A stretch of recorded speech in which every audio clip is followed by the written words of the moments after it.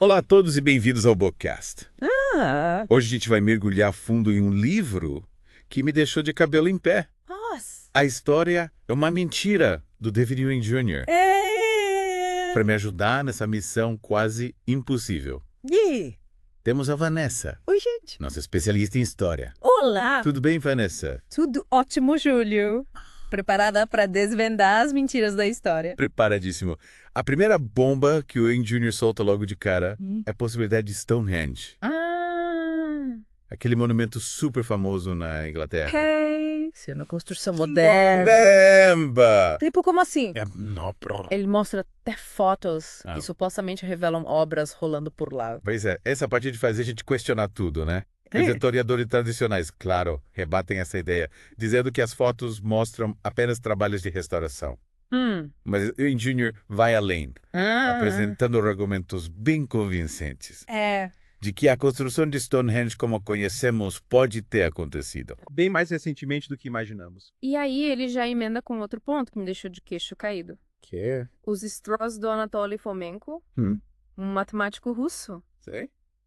O Fomenko encontrou similaridades absurdas na duração dos reinados, Nossa, de governantes em épocas e lugares totalmente diferentes. que loucura! Tipo, ele compara os reinados de reis ingleses com os do Assim, é. Império Romano, Sim. e os gráficos mostram uma sincronia quase perfeita. O que é fascinante no trabalho do Fomenko é que ele não se limita a comparar reinados.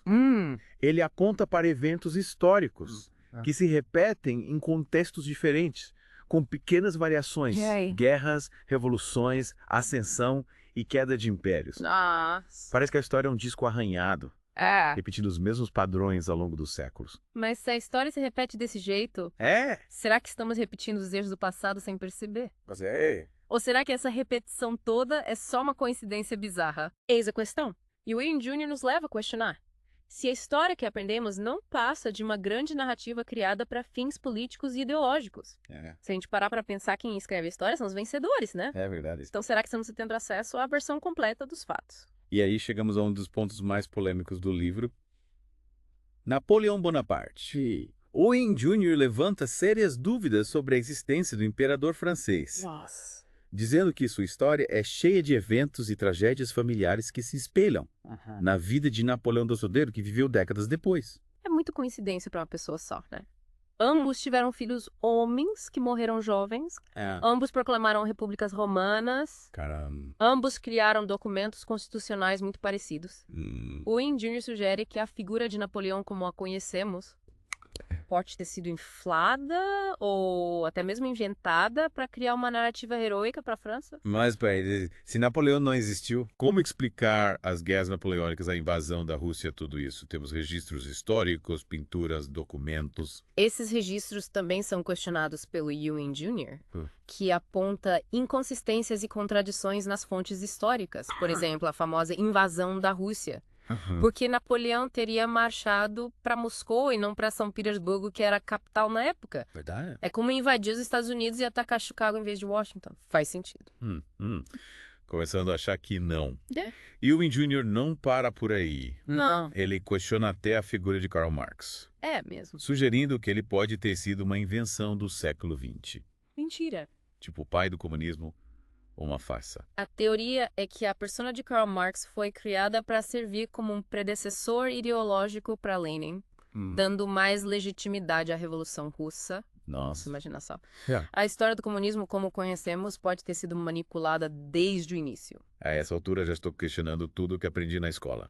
E aí o Ewing Jr. nos leva para um território ainda mais misterioso, gematria. Você consegue explicar pra gente o que é isso, Vanessa? Claro, a geometria é uma técnica antiga que atribui valores numéricos às letras. E o Ewing Jr. mostra que existem padrões matemáticos super complexos tanto na Bíblia quanto no Alcorão. Nossa. A pergunta é: esses padrões seriam uma prova da origem divina desses textos? Ou seria uma manipulação digital, Acho que eu vou precisar de um tempo para digerir tudo isso. né? Manipulação digital na Bíblia. Mas é, Acho que entra em Matrix. o Ewing Jr. abre um leque de possibilidades que nos obriga a repensar tudo que considerávamos verdade absoluta. É. E se a história e a linguagem forem ferramentas de manipulação? E por falar em linguagem, Uhum. o livro levanta a hipótese de que muitos idiomas modernos, como o inglês e o francês, Sim. não evoluíram naturalmente, mas foram projetados numa plataforma digital. Nossa. Sério. Isso não parece coisa de filme de ficção científica. Parece, mas o Young Jr. apresenta evidências baseadas nos padrões numéricos encontrados na geometria dessas línguas. Esses padrões seriam complexos demais para terem surgido ao acaso, sugerindo uma possível origem artificial. A gente entra num território quase conspiratório, né? É. A ideia de que a linguagem, a ferramenta básica da comunicação humana, ter sido criada artificialmente para nos controlar. E essa manipulação linguística se conecta com um tema central do livro, a imposição de novos idiomas pelos Estados-nação nos últimos 200 anos. O Young Jr. cita exemplos como a Rússia, a Itália, a Turquia e a Espanha, Sim. países que substituíram línguas e dialetos regionais por idiomas oficiais unificados. E qual seria o objetivo dessa imposição linguística? Segundo o autor, essa padronização linguística serviria para alienar as pessoas de suas raízes históricas e culturais, facilitando o controle por parte dos Estados-nação.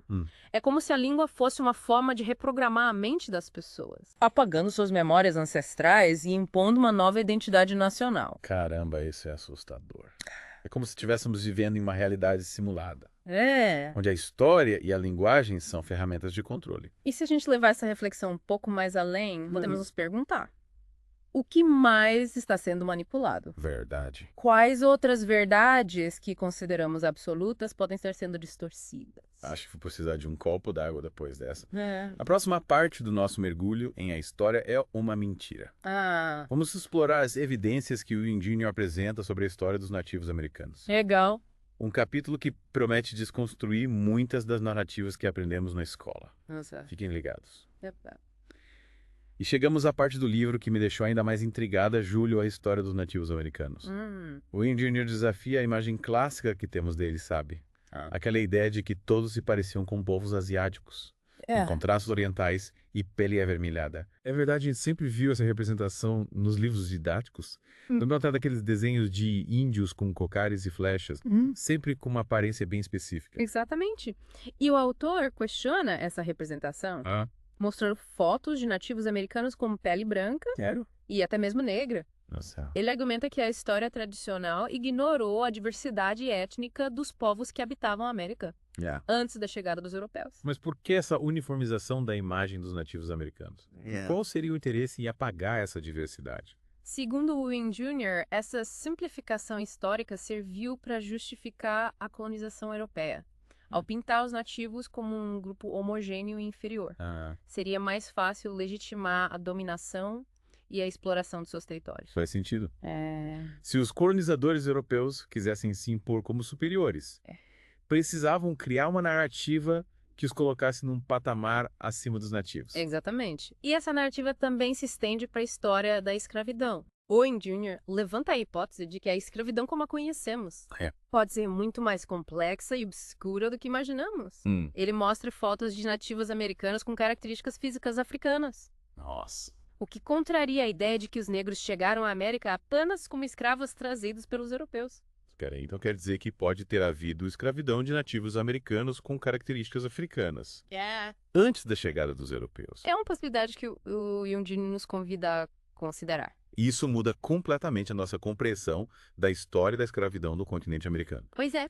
E se a história da escravidão foi manipulada para encobrir a exploração de povos nativos? Exato. Se essa hipótese for verdadeira, a história da América precisa ser reescrita. É verdade. A essa altura já não sei mais o que pensar. Pois é.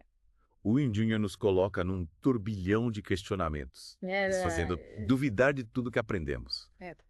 Mas, e aí, o que a gente faz com todas essas informações? O autor não nos dá respostas prontas, mas nos convida a sermos investigadores do passado, a questionar as narrativas dominantes e a buscar diferentes perspectivas.